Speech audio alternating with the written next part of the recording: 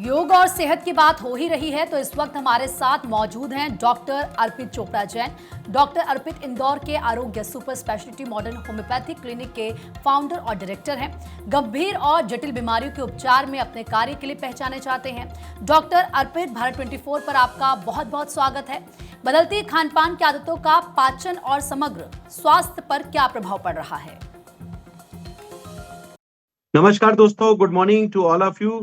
बदलते खान पान के कारण हम सबसे पहले ये मान के चलिए कि एक नियम होता है कि स्वस्थ शरीर के लिए सुपाच्य भोजन सही मात्रा और सही समय पर लेना बहुत आवश्यक होता है। सुपाच्य भोजन मतलब जो खाना पचने लायक हो, सही मात्रा मतलब जो हमें एक्चुअली अपने बॉडी वेट के हिसाब से लेना चाहिए, कितना मात्रा भोजन का सेवन करना चाहिए, ये भी एक बहुत बड़ा कारण होता है।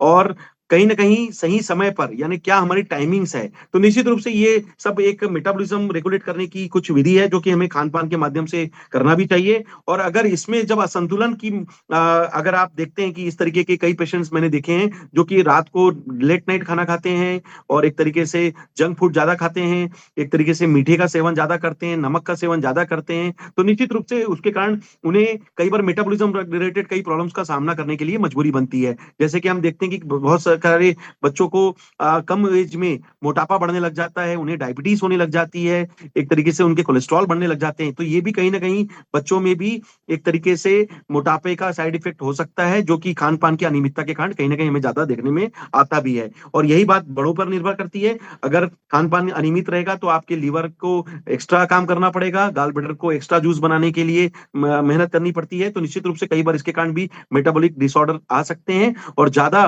खान-पान की अनियमितता से आप ब्लड प्रेशर अपना बढ़ सकता है, डायबिटीज़ बढ़ सकती है क्योंकि शुगर का कंट्रोल अनइवन होने लग जाता है, तो आपका इंसुलिन रेजिस्टेंस बढ़ने लग जाता है, तो निश्चित रूप से खान-पान की असमानता के कारण आप डायबिटीज़ के भी शिकार हो सकते हैं। इसी तरीके से ज़्यादा जंक फूड खाना, फैटी प्रोडक्ट्स जो आप खाते हैं या ऑयली ज़्यादा खाना खाते हैं, उसके कारण आपकी कोलेस्ट्रॉल की प्रॉब्लम हो सकती है, इसके कारण आपका ब्लड प्रेशर बढ़ सकता है और इन सभी के कॉम्प्लिकेशन के कारण हार्ट पे भी लोड आता है। और इसके कारण जब ज़्यादा प्रॉब्लम आती है तो मल्टी फेलियर जो प्रॉब्लम्स होती है, क्योंकि सिस्टम एक दूसरे से रिलेटेड है, आपके लीवर और गैस्ट्रिक मेटाबॉलिज्म के कमजोरी के कारण कहीं न कहीं इस सब का लोड किडनी पर भी आ सकता है। तो दोस्तों, इस वीडियो के माध्यम से मैसेज है कि जितना हो सके आप स्वस्थ भोजन और स्वस्थ रहन-सहन के साथ स्वस्थ समय पे और अपनी विधि को सुधारें और जितना हो सके डाइट पैटर्न हमेशा अच्छा रखें, क्योंकि अगर दवा की मात्रा बाद में आती है, पहले हमारा विचार होना चाहिए कि हम स्वस्थ मन में स्वस्थ शरीर रहे और उसके लिए स्वस्थ खाना खाएँ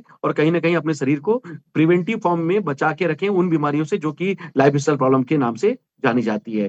तो आप अच्छे से रहें, स्वस्थ रहें, मस्त रहें और खान-पान अच्छे से रहते हुए बीमारियों से बचें, यही हमारी भावना है। और अगर किसी प्रकार से प्रॉब्लम है तो निश्चित रूप से डॉक्टर साहब की हेल्प के लिए हैं, आप उनसे परामर्श लें और अपना लाइफ़स्टाइल प्रॉब्लम को सॉर्ट आउट करके बीमारियों पर विजय प्राप्त करें। Thank you.